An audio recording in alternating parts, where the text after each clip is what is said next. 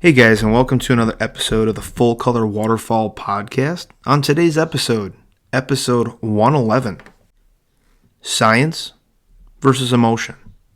Which one is currently controlling how wildlife, hunting, and regulations are managed, and what we're doing about it?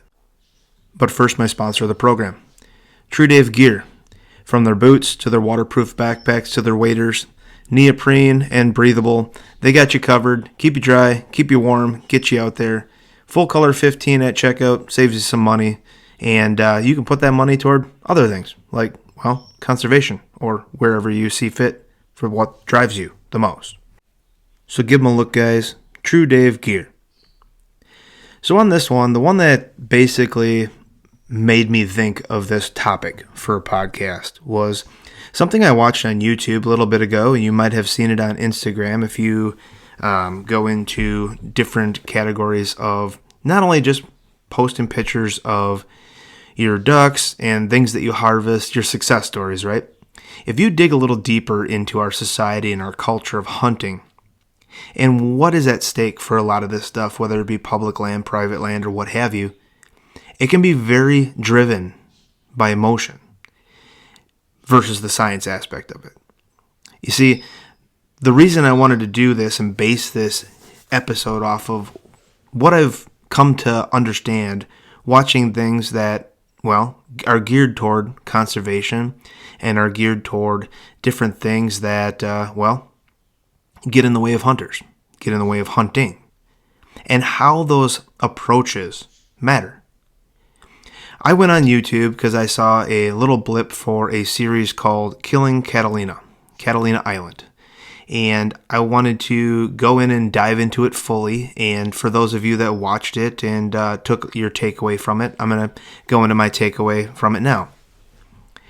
I don't get into a lot of the behind the scenes drama, interests, and all the other aspects that get in the way of private and public hunting lands, because it's just never been something that I've never wanted to be an advocate for those kind of things. And when I sat down and basically asked myself, why not?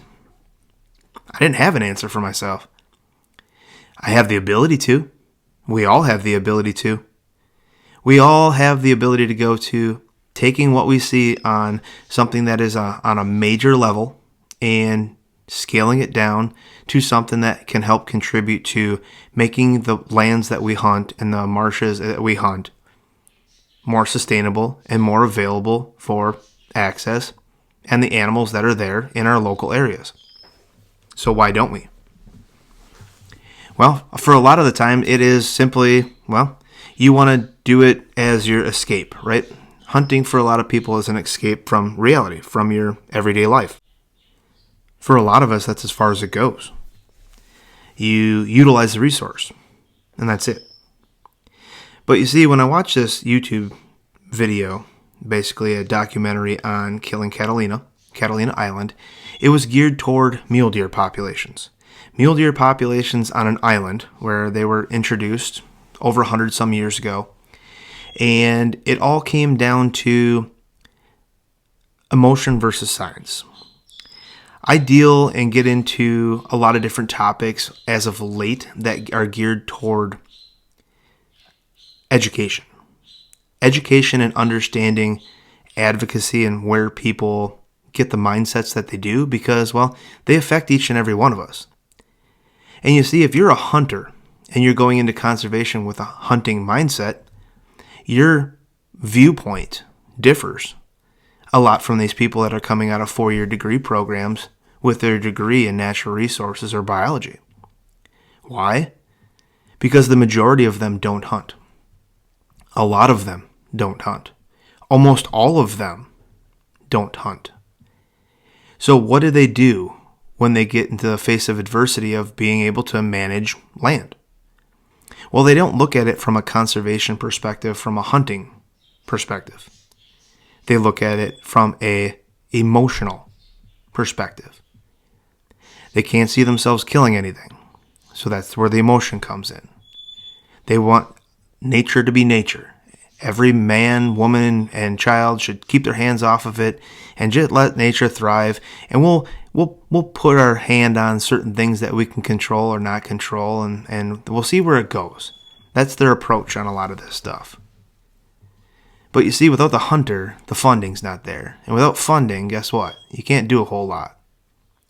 In this documentary, the lady that was in charge, air quotes, of going through and maintaining the island basically stuck her foot in her mouth every time she opened it up, saying that the deer were the problem with the island's inability to produce native vegetation and to have sustained growth with different plants and stuff that were on the island. They would fence off areas that not let the deer get into, and then they would say that, see, look at, if the deer are gone and we take them off the island, look at what the island can be like. Okay. If you're going to take and limit everything from access to that area, yeah, it'll flourish. Just like when you don't have subdivisions going into areas that were wild areas at one point in time, but you have houses there now. Yeah, landscape's going to change. But if you take all that off and you leave it alone and don't touch it, yeah, for the most part, nature will take care and heal itself. But it got into the weeds of, because a deer eats a plant, it was her biology background that told her that they had to physically take and basically eliminate every single deer on this island. Wipe them out. They've been there for hundreds of years, but you need to wipe them out because this one bush on an island in California where they get next to no rain was dry and not performing the way she wanted it to perform and grow and thrive. Well, you see, the heavy-handed approach doesn't really work in any format, not even when you're talking natural resources. You talk business, you talk politics, you talk what have you. The heavy-handed approach seems to never get you really nowhere. But I looked at it deeper when I was going and watching this show, is when she was put in the face of adversity, when somebody's opinion varied from hers. She got defensive. She didn't have answers. She had nothing to go off of that backed her science-backed approach, because there wasn't any, but merely for emotions. And that's what drove her. When you look back at natural resource management and how things were taken care of back in the 60s, 70s, 80s, and 90s, a lot of the people that were in those positions that truly made it their lifelong goal to be in natural resources were hunting and fishing and trapping backgrounds.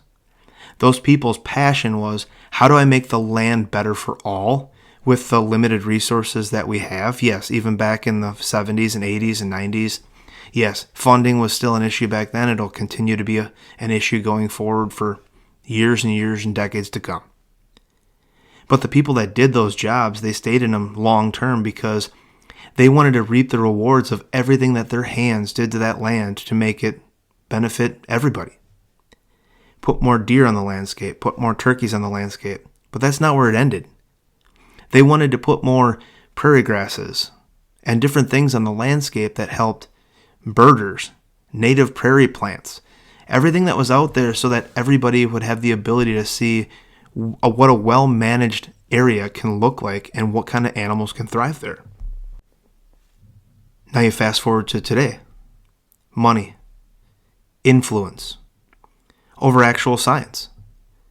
A lot of this stuff that basically got to the point of them doing a documentary on killing Catalina Island and their mule deer population came down to privatization, people that didn't want their little flowers eaten out of their front yard.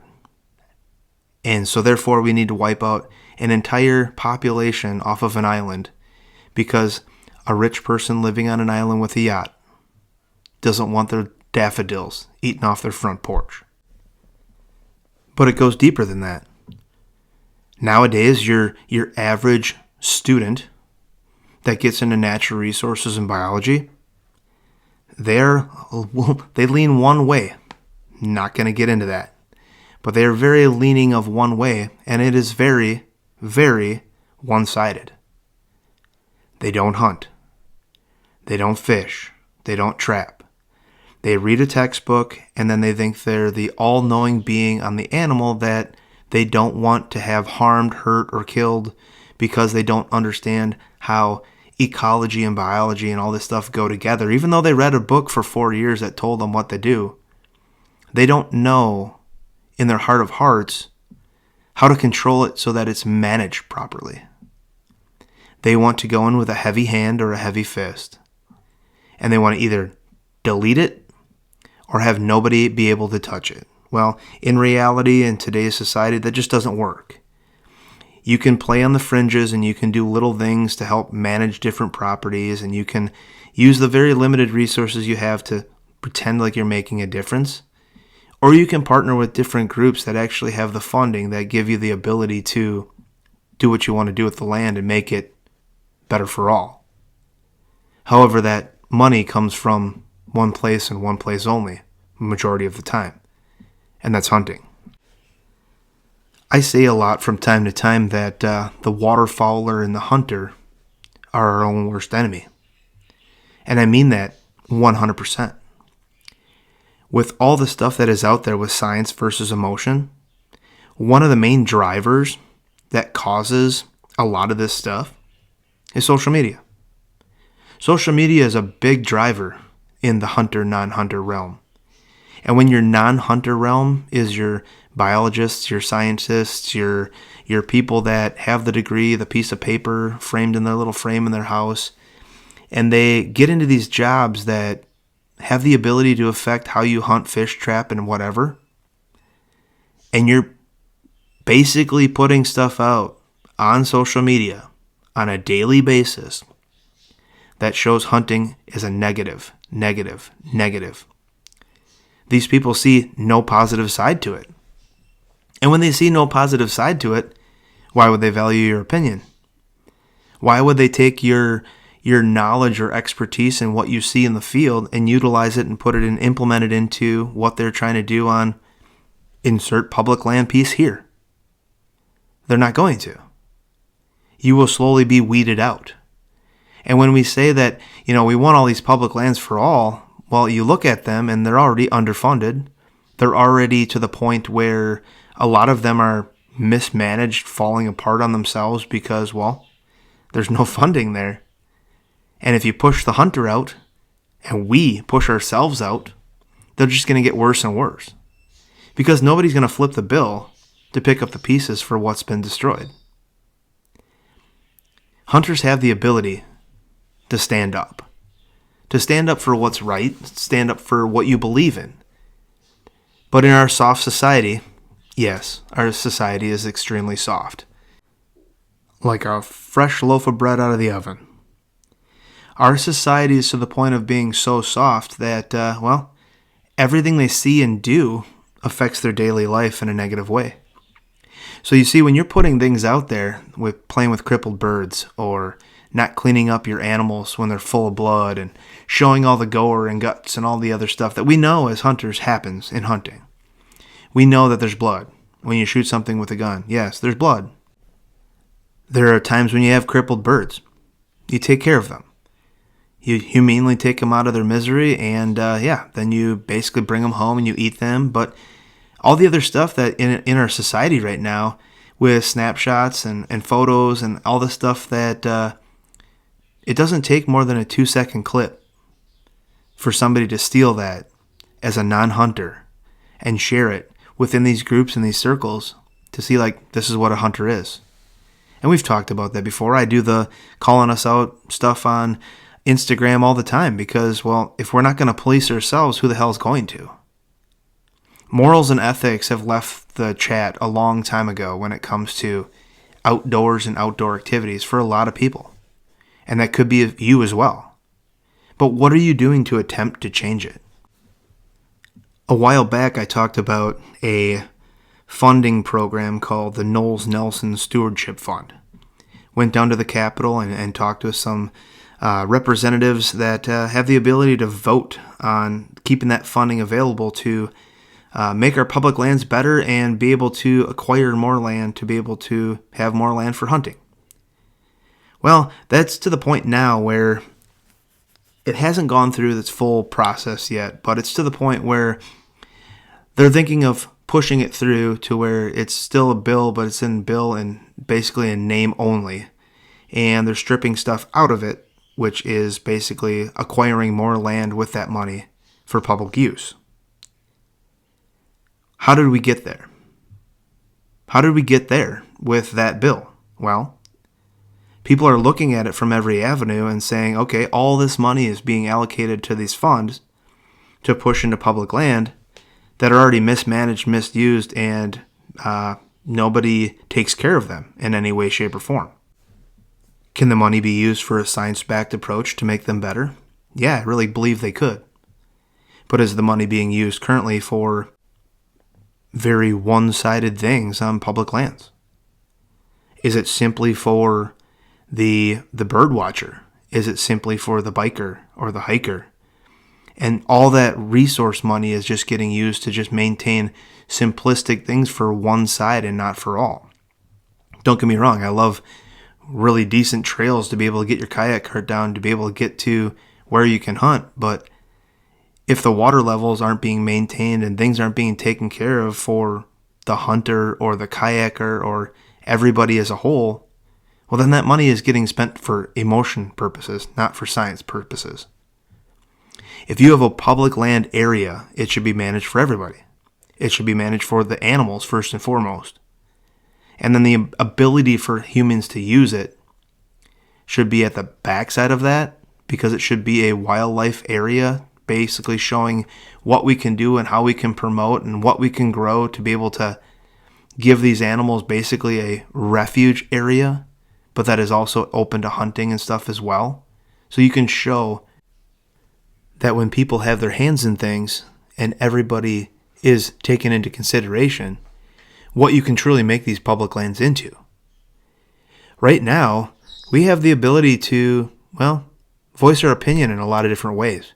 You have social media where you can use for good and promote being a good ethical hunter. Or you can go down that slope of, just being another dickhead on the internet. We have so many avenues to use your voice. You really do. From podcasts to just being able to go down and talk with your local DNR office and ask them questions. See what you get for responses.